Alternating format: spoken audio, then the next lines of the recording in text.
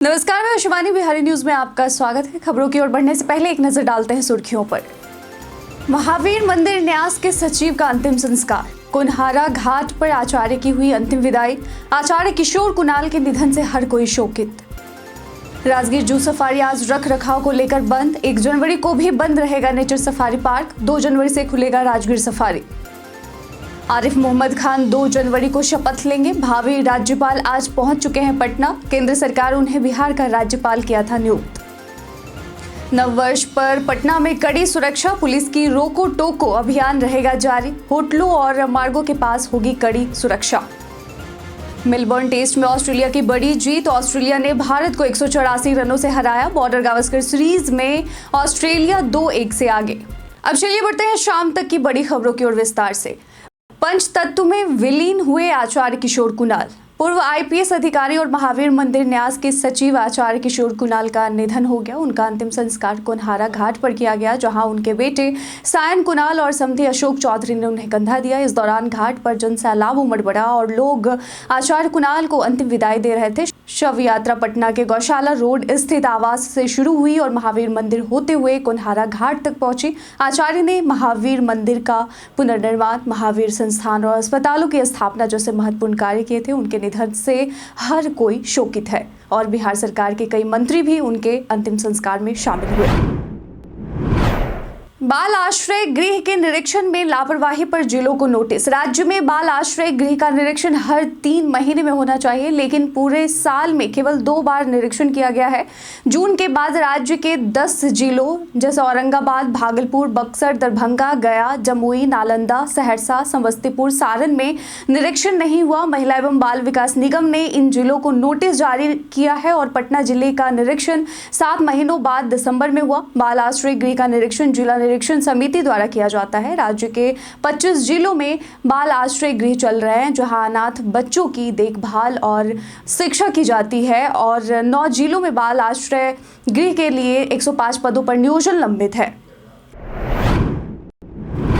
BPSC छात्रों का आंदोलन तेज, कई जगह रोका रेल। बिहार लोक सेवा आयोग बीपीएससी की 70वीं प्रारंभिक परीक्षा को रद्द कराने की मांग को लेकर छात्रों का आंदोलन तेज हो गया है। All India students association AISA के आह्वान पर सोमवार यानी आज छात्रों ने पटना समेत राज्य भर में सड़कों और रेलवे ट्रैकों पर प्रदर्शन किया। लिफ्ट पार्टियों और राष्ट्रीय जनता दल ने भी छात्रों का समर्थन किया। दरभंगा में बिहार संपर्क क्रांति एक्सप्रेस को 1 घंटे के लिए रोका गया, जबकि आरा में Buxar Patna passenger train 10 minute तक रुकी रही। छात्र समस्तीपुर पटना हाईवे पर 3 घंटे तक जाम लगाकर विरोध कर रहे थे। छात्र परीक्षा रद्द होने तक आंदोलन जारी रखने की बात कह रहे हैं। राजगीर जू सफारी आज और 1 जनवरी को भी बंद। बिहार के प्रसिद्ध पर्यटन स्थल राजगीर में स्थित जू सफारी और नेचर सफारी पार्क 30 दिसंबर 2024 और 1 जनवरी 2025 को पर्यटकों के लिए बंद रहेगा। आज की बंदी नियमित रख रखाव और सुरक्षा व्यवस्था को मजबूत करने के कारण की गई है, जबकि 1 जनवरी को नववर्ष के मौके पर विशेष प्रशासनिक व्यवस्था के तहत पार्क बंद रहेगा। अधिकारियों ने पर्यटकों से अपील की है कि वे इन 2 दिनों को छोड़कर अपनी यात्रा की योजना बनाएं। 2 जनवरी से पार्क फिर से सामान्य समय पर खुल जाएगा और पर्यटक इसे फिर से देख सकेंगे। आरिफ मोहम्मद खान 2 जनवरी को लेंगे शपथ। बिहार के नए राज्यपाल आरिफ मोहम्मद खान 2 जनवरी को शपथ लेंगे। वे सोमवार यानी आज पटना पहुंच चुके हैं, जहां पटना उच्च न्यायालय के मुख्य न्यायाधीश उन्हें शपथ दिलाएंगे। शपथ ग्रहण समारोह राजभवन में होगा। इससे पहले 1 जनवरी तक राजकीय शोक के कारण तिथि 2 जनवरी को निर्धारित की गई है। आरिफ मोहम्मद खान वर्तमान में केरल के राज्यपाल और 24 दिसंबर को केंद्र सरकार ने उन्हें बिहार का राज्यपाल नियुक्त किया। बिहार के पूर्व राज्यपाल राजेंद्र विश्वनाथ आर्लेकर 31 दिसंबर को यानी कल केरल के राज्यपाल के रूप में पदभार संभालेंगे। प्रशांत किशोर सहित 21 नामजद और 700 अज्ञात के खिलाफ केस दर्ज। पटना में रविवार को बीपीएससी 70वीं पीटी परीक्षा को रद्द करने की मांग को लेकर अभ्यर्थियों का प्रदर्शन उग्र हो गया। मार्च का नेतृत्व जनस्वराज पार्टी के संस्थापक प्रशांत किशोर कर रहे थे। पुलिस ने जेपी गोलंबर के पास मार्च को रोकने की कोशिश की, जिसके बाद अभ्यर्थियों और पुलिस के बीच झड़प हुई। शाम करीब 7 बजे प्रशांत किशोर के जाने के बाद पुलिस ने बल प्रयोग किया। पहले पानी की बौछार की, फिर लाठीचार्ज किया। प्रशासन ने इस मामले में प्रशांत किशोर और उनके साथ 2 बाउंसर जो प्रशांत किशोर के साथ थे सहित 21 नामजद और 600 से 700 अज्ञात के खिलाफ प्राथमिकी दर्ज की है। प्रदर्शन में 8 अभ्यर्थी घायल हो गए, जिनमें एक महिला भी शामिल है। पुलिस के एक्शन के बाद अफरा तफरी का माहौल रहा।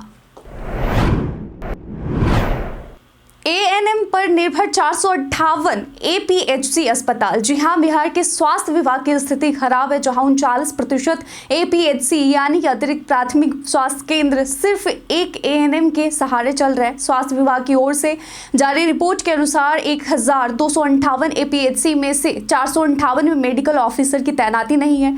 800 एपीएचसी में ही मेडिकल ऑफिसर्स हैं। 917 एपीएचसी के पास अपना भवन है, जबकि 218 निजी भवनों और 123 अन्य भवनों में चल रहे हैं। 135 एपीएचसी में बिजली की सुविधा नहीं है, 364 में शुद्ध पानी नहीं मिलता और 296 में शौचालय की सुविधा नहीं है। इन समस्याओं के बावजूद स्वास्थ्य सेवाएं ठीक से नहीं मिल पा रही है। नए साल पर पुलिस की मुस्तैदी, जांच अभियान जारी। पटना में नववर्ष के जश्न को लेकर पुलिस ने पूरी तैयारी की है। शहर के प्रमुख होटलों और सार्वजनिक स्थानों पर सुरक्षा कड़ी की जाएगी। पुलिस द्वारा इंस्पेक्टर और जवानों की ड्यूटी लगाई गई है और चौक चौराहों पर ब्रेथ एनालाइजर से जांच की जाएगी। लहरिया कट बाइकर्स और झुंड में वाहन चलाने वालों पर विशेष ध्यान रहेगा। इसके अलावा प्रमुख सड़कों पर पुलिस बल की तैनाती की जाएगी और सीसीटीवी कैमरों से गतिविधियों पर नजर रखी जाएगी। बैरिकेडिंग के जरिए वाहनों की जांच की जाएगी और कागजात में त्रुटि पाए जाने पर कार्रवाई की जाएगी। उद्यान और अन्य पिकनिक स्थलों पर भी सुरक्षा के कड़े इंतजाम किए गए हैं। हेल्प डेस्क और शिशु देखभाल कक्ष की व्यवस्था की जाएगी। आपातकालीन संपर्क नंबर 0612221778 उपलब्ध रहेगा। सेवानिवृत्त प्रोफेसर से 14 लाख की साइबर ठगी। जी हां, नवादा में एक बार फिर से सेवानिवृत्त प्रोफेसर से साइबर लुटेरों ने डिजिटल अरेस्ट के जरिए 14,33,000 रुपए ठग लिए हैं। ठगों ने प्रोफेसर को 4 दिन तक परेशान किया, धमकियां दी और उन्हें ईडी का अधिकारी बनकर फोन किया। आरोपियों ने प्रोफेसर से कहा कि उनके खिलाफ कई आपराधिक मामले दर्ज हैं और उन्हें गिरफ्तार करने की धमकी दी। डर के कारण प्रोफेसर ने अपनी जमा राशि को फिक्स डिपॉजिट से तोड़कर लुटेरों के खाते में ट्रांसफर कर दी। पीड़ित को जब ठगी का एहसास हुआ तो उन्होंने तत्काल इसकी सूचना साइबर थाना पुलिस को दी, जिसके बाद नवादा साइबर थाना में डीएसपी ने मामला दर्ज कर लिया। पुलिस पूरे मामले की जांच में जुट गई है। पीके ने लाठीचार्ज करने वाले पुलिस पर केस करने की कही बात। पटना में बीपीएससी छात्रों के प्रदर्शन को लेकर विवाद बढ़ता जा रहा है। जनसुराज पार्टी के संस्थापक प्रशांत किशोर ने पुलिस पर आरोप लगाते हुए कहा कि छात्रों ने कोई उपद्रव नहीं किया था और सार्वजनिक संपत्ति को कोई नुकसान नहीं हुआ था। पुलिस की लाठीचार्ज को लेकर भी उन्होंने नाराजगी जताई और पुलिस अधिकारियों पर केस करने की बात कही। उन्होंने कहा कि अगर छात्रों ने कानून तोड़ा था तो पुलिस का हिंसक व्यवहार भी कानून का उल्लंघन था। प्रेस कॉन्फ्रेंस में पीके ने कहा कि गर्दनी बाग में जगह कम थी, परमिशन का कोई सवाल ही नहीं है। गांधी मैदान में लोग जाते ही रहते हैं। कल ये तय हुआ था कि हम लोग पैदल चलेंगे, जहां रोका जाएगा वहां बैठ जाएंगे। गांधी मैदान में जहां रोका गया वहां सारे लोग शांति से बैठ गए थे। प्रशासन ने पहले बीपीएससी के सचिव, फिर सीए से मिलने का प्रस्ताव आया।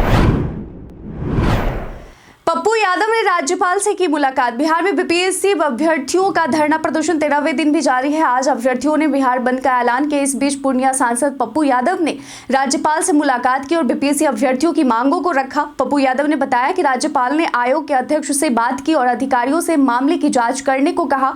उन्होंने कहा कि बीपीएससी के चेयरमैन का कहना है कि कोई डेलीगेट उनसे मिलने आ रहा है, बीपीएससी के मामले पर बातचीत करेंगे। उन्होंने यह भी कहा कि राज्यपाल ने मुख्यमंत्री से इस मुद्दे पर बात करने का वादा किया है। पप्पू यादव ने आंदोलन के बारे में प्रशांत किशोर पर आरोप लगाया, जिन्हें उन्होंने फ्रॉड करार दिया और सरकार के 60 गांठ का आरोप लगाया। उन्होंने कहा कि ये लोग कंबल बांटने की बात करते हैं, लेकिन इन्हें यह नहीं पता कि छात्र आंदोलन के आगे पूरी दुनिया झुकी है। छात्रों के आंदोलन को पीके ने भटकाया, तेजस्वी यादव। जी हां, पटना में बीपीएससी अभ्यर्थियों ने परीक्षा रद्द करने की मांग को लेकर प्रदर्शन कर रहे हैं। बीते दिन पुलिस ने छात्रों को मुख्यमंत्री आवास की ओर बढ़ने से रोका, जिसके बाद झड़प हुई और लाठीचार्ज किया गया। पूर्व उप मुख्यमंत्री तेजस्वी यादव ने इस पर प्रतिक्रिया देते हुए प्रशांत किशोर पर भाजपा की बी टीम का समर्थन करने और आंदोलन को भटकाने का आरोप लगाया। तेजस्वी यादव ने कहा कि इस नेता ने छात्रों से कहा कि वे सबसे आगे रहेंगे, लेकिन जब लाठीचार्ज हुआ तो वे वहां से भाग गए। उन्होंने नीतीश कुमार पर भी हमला करते हुए उनकी सरकार के खिलाफ आरोप लगाया। उन्होंने कहा कि गांधी मैदान में आंदोलन ले जाने के कारण छात्रों पर एफआईआर दर्ज हो गई है, जो उन्हें भविष्य में परीक्षा में बैठने से रोक सकती है। जीतन राम मांझी 85 साल में करेंगे संन्यास का ऐलान। केंद्रीय मंत्री जीतन राम मांझी ने रविवार को कहा कि उन्होंने 75 साल की उम्र में चुनावी राजनीति से संन्यास लेने का निर्णय लिया था, लेकिन नीतीश कुमार के कहने पर गया के इमामगंज विधानसभा से चुनाव लड़ा।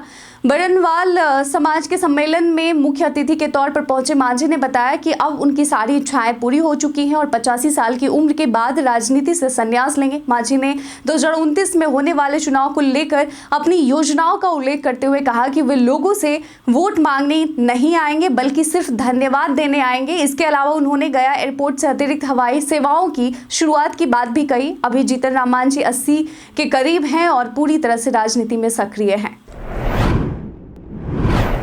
प्रियंका गांधी ने की छात्रों पर लाठीचार्ज की निंदा। प्रियंका गांधी ने बिहार में बीपीएससी परीक्षा को रद्द करने की मांग कर रहे छात्रों पर हुए लाठीचार्ज और पानी की बौछार की कड़ी निंदा की है। उन्होंने इसे अमानवीय और भाजपा सरकार द्वारा युवाओं पर डबल अत्याचार करने का उदाहरण बताया। प्रियंका गांधी ने सोशल मीडिया पर यह वीडियो साझा किया जिसमें छात्रों पर पुलिस ने कड़ी कार्रवाई की थी। प्रदर्शन का नेतृत्व प्रशांत किशोर कर रहे थे, जिन्होंने परीक्षा रद्द करने की मांग की थी।